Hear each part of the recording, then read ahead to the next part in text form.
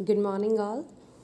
So, in this video, we will be continuing the chapter number 4, and now we have reached on the description of our phylum. Previous video में बेटा हमने देखा basis of classification कि हम कौन कौन सी characteristic features अपने phylum में देखते हैं जो उनको पहले वाले से अलग बनाते हैं। साथ ही हमने कुछ ऐसी टर्म्स की जो हमारे फाइलम को डिस्क्राइब करने के लिए हेल्पफुल होती हैं। सिलोमेट हैं, असिलोमेट हैं, मेटामियर्स आर देयर और not there, whether these are having organ level of organization, tissue level, or you can say organ systems are being shown in our organism. Basis से आज आगे बढ़ते हुए आज हम पहले फाइलम को स्टार्ट कर रहे हैं। This will be the very first phylum of our animal kingdom. सबसे पहले एनिमल्स है तो बेटा माना जाता है कि लाइफ जब स्टार्ट हुई थी वो वाटर में स्टार्ट हुई थी। सो मोस्टली जो हमारे स्टार्टिंग के फाइलम होंगे या एनिमल्स हम बोल सकते हैं वो हमारे मराइन होंगे, सी में, ओशंस में, एक्वाटिक हैबिटेट्स में पाए जाते हैं। तो पॉरीफेरा में क्या खासियत है, कैसे ये एनिमल्स अपना खाना खाते हैं, इनकी बॉडी कैसी है, चलिए देखते हैं। सो these porifera are marine and the important things are these are also named as sponge. इनको commonly हम क्या बोलते हैं, sponge. स्पंज बेटा जैसे आपने देखा हो, जैसे हम बॉडी वॉश के लिए यूज़ करते हैं, कार वॉशिंग में यूज़ करते हैं, या फिर आपने और कुछ देखा है या नहीं देखा है। ब्रेड सबने देखी होगी, केक सबने देखा है। सो यहाँ पे हम ब्रेड केक से कहना क्या चाहते हैं, that these are having very tiny pores in their surface. ठीक है, इन पोर्स में जो एयर रहती है वो फिल रहती है, जो हमारे केक को, ब्रेड को क्या बनाती है, सॉफ्ट बना देती है। But do not regard as sponges very soft. These are having skeleton made up of calcium carbonate. तो यहाँ पे जब हम इन स्पंज की बात करते हैं तो यहाँ पे जो सबसे पहले हमने नोटिस किया, look at here on the diagram, that their body is having very small pores throughout their structure. तो इन pores को बेटा हम बोलते हैं ostia. What are these called as? These are known as ostia. ठीक है, स्पंज इनका कॉमन नेम हो गया। मराइन है, मोस्टली सीज में, ओशन में मिलते हैं। And the next important thing is asymmetrical. Third line पे आइए, दीज आर असिमेट्रिकल।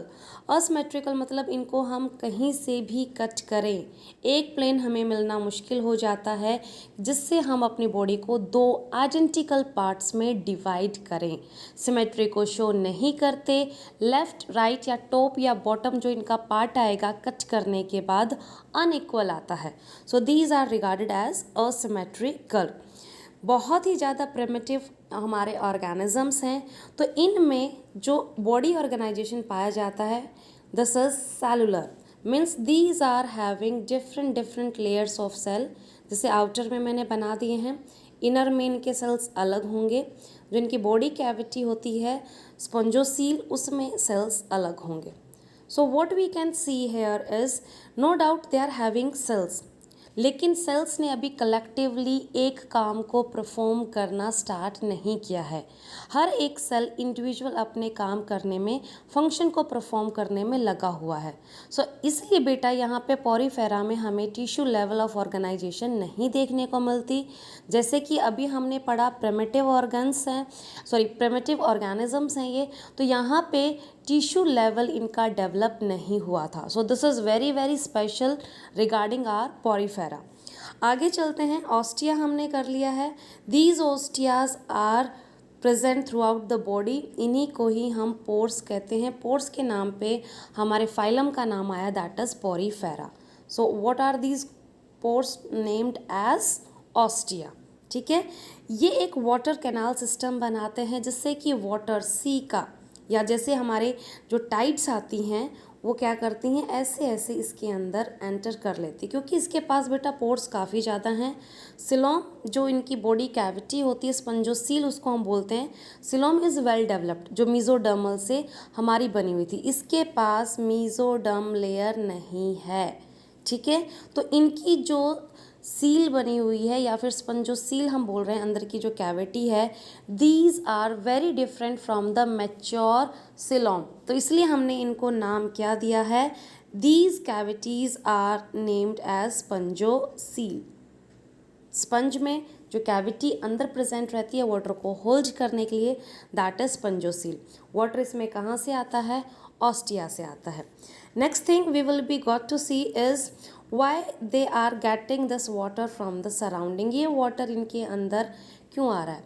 जनरली जो हमारे स्पंज होते हैं बेटा, दीज आर नॉन मोटाइल, ठीक है, इनको चलना नहीं आता है, एक जगह ये लिमिटेड रहते हैं। नॉन मोटाइल होंगे तो इनको प्रॉब्लम आती है अपने प्रे को कैच करने में, अपना खाना ढूंढने में और एक्सक्रीशन करने में। तो वाटर के हेल्प से ही, वाटर में जो भी ऑर्गेनिक मैटर आ जाता है ये स्पंजोसील में जाता है। स्पंजोसील में जो सेल्स प्रेजेंट रहते हैं, these are very very special cells known as choanocytes and another name for choanocyte is collar cells. ये देखिए स्पंजोसील मैंने बनाई है, तो इसकी लाइनिंग करने के लिए हमारे पास कॉलर सेल्स रहते हैं जिनके पास ऐसा फ्लैजिला रहता है। ये फ्लैजिला क्या करता है, जो भी वाटर में, वाटर को मैं यहाँ पे बना रही हूँ डार्क कलर से, तो वाटर में जो भी organic matter as a food उनको अवेलेबल हो रहा है, इनका जो सीलिया होता है, फ्लैजिला होता है, ये इसको सक कर लेता है, एब्जॉर्ब करके अपने सेल के अंदर इसकी डाइजेशन कर लेता है। तो यहाँ पे इनकी बॉडी ऑर्गेनाइजेशन काफ़ी सिंपल है। कॉलर सेल्स का होना काफ़ी इंपॉर्टेंट है because the cells are involve in the lining of spongocoel, जहाँ से वो अपना खाना एब्जॉर्ब करके सेल के अंदर ले जाते हैं। सेल के अंदर इसकी डाइजेशन होती, डाइजेशन होने के बाद ये बाकी बॉडी सेल्स को डिस्ट्रीब्यूट कर दिया जाता है। नेक्स्ट जो हमारी स्पंजोसील है वो एक्सक्रीशन करने में भी काफ़ी हेल्पफुल है। एक्सक्रीशन करने के लिए इनके पास कोई सेपरेट ओपनिंग नहीं है, अपना वेस्ट मटेरियल ये स्पंजोसील में फील कर देते हैं और जब वाटर पोर्स के थ्रू नीचे से आके ऊपर से निकल जाता है, ऐसे देखिए वाटर ऐसे यहाँ पोर्स से आता है, कैविटी में फिल होता है, ऊपर से निकल जाता है and this upper part is known as osculum. ये देखिए ये भी एक पोर ही होता है लेकिन बॉडी में ये सबसे बड़ा पोर होता है, इसलिए इसको हम माउथ लाइक स्ट्रक्चर बोलते हैं। तो this is the very big pore which help to get the water out of the sponge. In करने के लिए हमारे पास ऑस्टिया हैं, एंटर ऑस्टिया से होगा वाटर, स्पंजोसील में एक्सक्रीशन करके जो भी उसको फूड मटेरियल अवेलेबल कराना था कॉलर सेल्स को, उसको अवेलेबल करा के कहाँ से रिमूव हो जाता है, ऑस्कुलम से ये बाहर निकल जाता है। आगे चलते हैं, जैसे कि हमने इसके स्केलेटन के बारे में पढ़ा, so it is having spicules जो कि कैल्शियम कार्बोनेट के बने होते हैं। Sexes are not separate, means male and female हमें अलग अलग देखने को नहीं मिलेंगे। So in this condition these are regarded as hermaphrodite.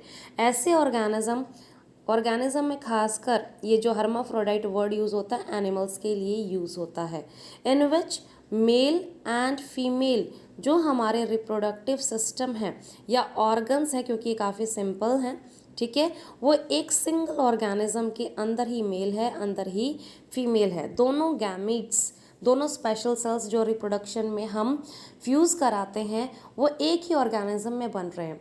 अगर आप हमारी बात करते हैं, ह्यूमन बींग्स की बात करते हैं, so we got to see separate male and female are making their own gametes. दोनों क्लोज आते हैं, फर्टिलाइजेशन होता है। तो यहाँ पे बच्चे ऐसा नहीं है, ये हर्माफ्रोडाइट्स होते हैं।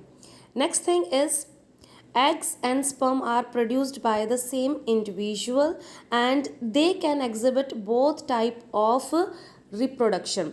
ये जो हमारे टाइप्स होते हैं it could be have sexually में क्या करेंगे, फ्रेगमेंटेशन। असेक्सुअल में जो इनका तरीका है रिप्रोडक्शन करने का दैट इज फ्रेगमेंटेशन। फ्रेगमेंटेशन में जो हमारी बॉडी है वो डिफरेंट पार्ट्स में डिवाइड हो जाती है। Now each part will be regarded as complete organism.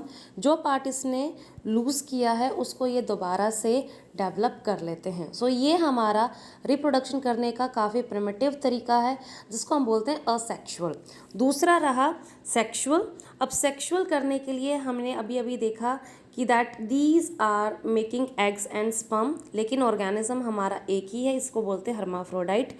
अब सेक्सुअली क्या करते हैं, ये मेल एंड फीमेल गैमेट को आपस में फर्टिलाइज करा के क्या बनाते हैं, zygote.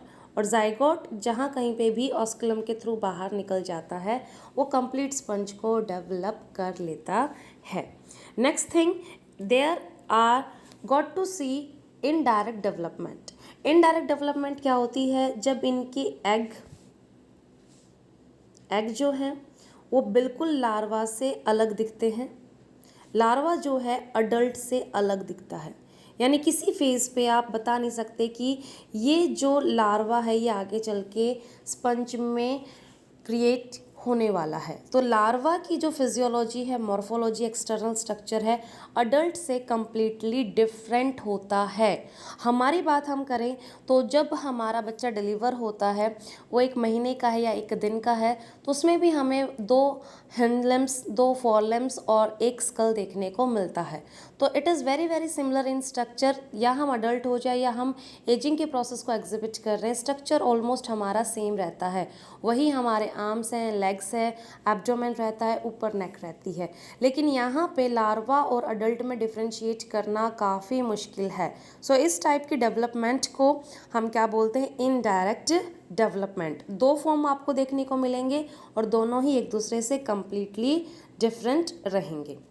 Next thing, the examples में हम नेक्स्ट पेज पे आते हैं। एग्जाम्पल्स में अगर हम देखेंगे, so this is Sycon, spongilla and euspongia. So these examples are also very important. किसी भी फाइलम को बच्चे, जैसे अभी हमने शुरुआती कैरेक्टरिस्टिक्स को पढ़ते हुए हम कहाँ पे आए कि इन्होंने रिप्रोडक्शन कैसे किया, what their body structure is look like, special चीज़ क्या है, बॉडी ऑफ ऑर्गेनाइजेशन क्या है। तो इन कैरेक्टरिस्टिक्स को लिखने के बाद एग्जाम्पल्स को साइट करना काफ़ी इंपॉर्टेंट है, just to get the idea कि ठीक है ये जो हमारे एनिमल्स हैं ये इन नाम से जाने जाते हैं। Next phylum will be Coelenterata और we can say Cnidaria. Cnidaria में जो स्पेसिफिक बात होती है वो होती है presence of very special cells known as cnidoblast और साइटोब्लास्ट। तो ये जो हमारे नीडोब्लास्ट सेल होते हैं, जैसे वहाँ पे हमने कॉइनोसाइट्स को देखा था, यहाँ पे इनका जो मेन फंक्शन परफॉर्म करने का तरीका होता है, ये सारे फंक्शंस कौन परफॉर्म करते हैं, नीडोब्लास्ट। और जैसे कि अभी मैंने बताया काफ़ी स्पेशल सेल्स हैं, तो इनमें हम क्या करेंगे कि जो हमारी मेन डिफेंस का काम होता है, डिफेंस मतलब जब इसको किसी दूसरे प्रे को कैच करना होता है तो it is very very possible कि दूसरे जो प्रीडेटर हैं इसको भी आके खा सकते हैं। अब इसको खाने के लिए उनको इसको इंगल्फ करना पड़ेगा, बाइट करना पड़ेगा। So here cnidoblast cells are very important. यहाँ पे देखिए, डिफेंस करने के लिए इनके पास टेंटिकल्स ऐसे निकले रहते हैं जिसमें टॉक्सिक फिल्स रहते हैं। तो कोई भी प्रीडेटर जो इनको खाने आएगा, ठीक है, टेंटिकल्स उसमें टॉक्सिन्स रिलीज करके स्टिंक करते हैं उनको, जिससे कि इनका प्रीडेटर दूर भाग जाता है। क्योंकि यहाँ पे बेटा हम 2 टाइप देखते हैं। जो हमारा पॉलिप टाइप होता है ये होता है ससाइल। ससाइल का मतलब ये अपनी जगह छोड़ के नहीं जा सकता, नॉन मोटाइल हो सकता है। मेड्यूसा जो हमारा टाइप होता है कॉलंट्रेटा में ही, वो क्या होता है, फ्री स्विमिंग होता है, जो कि एक जगह से दूसरी जगह जा सकता है। तो भारी प्रॉब्लम है किसके लिए, हमारे पॉलिप स्ट्रक्चर के लिए, because it is going to remain at a single place. तो अभी हमने देखा जो हमारे नीडोब्लास्ट थे डिफेंस के लिए काम आते हैं, क्योंकि इनमें टेंटिकल्स में प्रेजेंट ये होते हैं और ये स्टिंग करने में हेल्प करते हैं। सबसे पहला फंक्शन हमने डिफेंस किया। Second is encourage. एंकरेज क्या होता है, अगर इस किसी चीज़ को सपोर्ट करना होगा। अब बात करते हैं प्रे की। अब इसको भी तो कुछ खाना है। अब ये ऑर्गेनिज्म के पीछे पीछे नहीं जा सकता, उसको चेज नहीं कर सकता। तो इसको पकड़ने के लिए, मान लीजिए यहाँ पे कोई स्मॉल इंसेक्ट है, इसको पकड़ने के लिए ये जो आपके टेंटिकल्स है, टेंटिकल्स में अभी हमने सेल्स देखे, नीडोब्लास्ट सेल्स होते हैं, ये उसको ऐसे होल्ड कर लेते हैं, उसको एंकर कर लेते हैं, सपोर्ट करके यहाँ पे अभी इसके साथ बाइंड कर चुके हैं। ठीक है, इसको बाइंड करके धीरे धीरे अपने हाइपोस्टोम की तरफ ले आएंगे। हाइपोस्टोम इज़ द ओपनिंग जो माउथ लाइक बिहेव करती है, और ये ऑर्गेनिज्म जो इसको खाना है किसको, हमारे पॉलिप को, ये इसके अंदर चला जाता है। तो एंकर करने के लिए, किसी चीज़ को होल्ड करने के लिए, उसको पेस्ट करने के लिए, उस पर ज्वाइन करने के लिए भी हमारे cnidoblast cells are very very important. ये देखिए नीडोब्लास्ट सेल का यहाँ पे डायग्राम दे रखा है, इससे एक फ्लैजिला निकलता हुआ दिखाई दे रहा है। तो ये सक करने के लिए, एंकरेज करने के लिए डिफेंसिव सिस्टम में यहीं से ही टॉक्सिन्स रिलीज करते हैं। The third important function of these cells are capture of prey. जो अभी हमने देखा एंकर करने में ये हेल्प कर रहे हैं, तो किसी चीज़ को पकड़ने के लिए ये नीडोब्लास्ट सेल्स ही होते हैं जो हमारे पॉलिप की हेल्प करते हैं। आगे हम जब चलते हैं, so again we got to see diploblastic. हमारे पॉरीफेरा भी डिप्लोब्लास्टिक थे, तो इनके प्लस भी 2 लेयर ऑफ टिश्यू प्रेजेंट हैं। एक एक्टोडम जो बाहर होती है और दूसरी एंडोडम। मीजोडम अभी नहीं बनी है, so that is why these are regarded as diploblastic. ठीक है, 2 टिश्यूज़ की इनके पास लेयर है। नेक्स्ट थिंग हाइपोस्टोम अभी हमने कर लिया। माउथ ओपनिंग, ये बीच में देखिए बच्चे, ये इसका जो माउथ है और माउथ के इधर से चारों तरफ से हर डायरेक्शन में टेंटिकल्स निकले रहते हैं। ठीक है, next thing is again calcium carbonate, जो बाहर से इनकी कवरिंग होती है। अगर इनको हमने सॉफ्ट रखा, again it will be very difficult for them to survive. तो जो इनकी बाहर आउटर प्रोटेक्शन होती है कैल्शियम कार्बोनेट से दी जाती है। 2 फॉर्म में ये अपने आप को एग्जिबिट करते हैं। दिस इज़ मेड्यूसा, जिसमें जेलीफिश का एग्जाम्पल सबसे बेस्ट है। ये फ्री स्विमिंग होते हैं, they can go here and there very freely. And this is polyp type. Polyp type हमारा सिलेंड्रिकल होता है। नीचे इसका जो फुट होता है ये किसी रॉक से, सोयल से या किसी दूसरे ऑर्गेनिज्म से टच में होता है। अभी हमने एंकर की बात की थी, ये अपने आप को होल्ड करने के लिए भी नीडोब्लास्ट सेल्स की हेल्प लेता है। तो ये नहीं चल सकते हैं and these can exhibit the locomotion. तो हमें इसी एक फाइलम में दोनों टाइप के स्पीसीज देखने को मिल जाएंगे। हमारे अब आगे बात हम करते हैं कि डाइजेशन कैसे होता है। डाइजेशन करने के लिए इनके पास दोनों तरीके हैं। This is extra cellular. Extra cellular होता है आउटसाइड द सेल। ये रहा सेल। सेल के बाहर अगर सेल एंजाइम बना के इसको अपनी सराउंडिंग में रिलीज कर देते हैं, तो जो इनका खाना है, इस सर्कल से मैंने दिखा रखा है, तो एंजाइम यहाँ पे इनको ब्रेक डाउन करती रहेगी, स्मॉल पार्टिकल्स में डिवाइड करती रहेगी। That is extra cellular. Intra cellular होता है सेल के अंदर, यानी खाने को सीधा बेटा प्लाज्मा मेम्ब्रेन के थ्रू जाना पड़ेगा। Now the enzymes are present inside the cell. So these are 2 types of digestion. Next thing is the obelia. Obelia is very very special organism, हमारे सिलेंट्रेटा में आता है। ना व्हाट इज़ सो स्पेशल, क्योंकि ये बेटा दोनों ही फॉर्म को एग्जिबिट करता है एंड इस प्रोसेस को हम बोलते हैं मेटाजेनेसिस। पॉलिप से ये मेड्यूसा बनाता है सेक्सुअली, और जब इसको मेड्यूसा से पॉलिप बनाने होंगे तो ये सेक्सुअल रिप्रोडक्शन करके नहीं बनाता है, तब इसको करना पड़ता है असेक्सुअल रिप्रोडक्शन। एक बार हम फिर से देखते हैं ओब्लिया कर क्या रहा है। Obelia is going to produce medusa. मान लीजिए पॉलिप के फॉर्म में एग्जिबिट कर रहा था, पहले ये पॉलिप बन के अपनी लाइफ को एग्जिबिट कर रहा था। ठीक है, अगर इसको मेड्यूसा में चेंज होगा, यानी फ्री फॉर्म में चेंज करना होगा। ये जब फ्री स्विमिंग करना चाहता है, ठीक है, ऐसे अम्ब्रेला लाइक जो स्ट्रक्चर होता है, पहले इसका स्ट्रक्चर कुछ ऐसा था। जब ये पॉलिप से मेड्यूसा में चेंज हुआ तो इसको कौन सा रिप्रोडक्शन करना पड़ा? दिस इज सेक्सुअल, लेकिन असेक्सुअल का कौन सा टाइप है यहाँ पे? ठीक है, यहाँ पे असेक्सुअल इसने रिप्रोडक्शन करके अपने आप को पॉलिप से मेड्यूसा में चेंज कर लिया। लेकिन जब ये मेड्यूसा से पॉलिप में चेंज हो रहा है, now this will be regarded as sexual reproduction. सो एक जगह पे हम सेक्सुअल रिप्रोडक्शन देख रहे हैं, दूसरी जगह पे हम असेक्सुअल रिप्रोडक्शन देख रहे हैं। सो this is all about this phylum. हमने काफ़ी इनकी स्पेसिफिक कैरेक्टरिस्टिक की। पॉलिप मेड्यूसा हमारे लिए नया था, नीडोब्लास्ट सेल्स हमारे लिए नए थे, और पॉलिप का मेड्यूसा में चेंज होना असेक्सुअली, और फिर मेड्यूसा का पॉलिप में चेंज होना sexually. So these are 2 different things जो हमने पॉरीफेरा में नहीं देखी थी। बाकी इसमें जो डाइजेशन हो रहा है डिप्लोब्लास्टिक नेचर है वो एज इट इज़ पॉरीफेरा में और इसमें सिलेंट्रेटा में हमारा कॉमन है। एग्जाम्पल्स पे आ जाते हैं। एग्जाम्पल्स के साथ साथ बेटा इनके कॉमन नेम भी दे रखे हैं एनसीईआरटी में, जो कि आपको पता होने चाहिए। द फर्स्ट वन इज़ फिजेलिया, जिसको हम पोर्तुगीज मैन ऑफ वॉर बोलते हैं।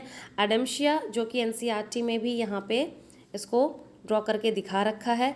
नेक्स्ट थिंग इज दिस पेंचुला, जिसको हम सी पैन बोलते हैं। यहाँ पे गॉर्गोनिया है, जिसका कॉमन नेम सी फैन है। एंड मिडेरिना, जिसको हम ब्रेन कोरल बोलते हैं। Do not forget to remember their common name. ये कॉमन नेम से भी कई बार एमसीक्यूज में क्वेश्चन आ जाता है। Adamsia is also known as, so the correct answer will be sea anemone. ठीक है, आगे चलते हैं हम अपने दूसरे फाइलम की तरफ।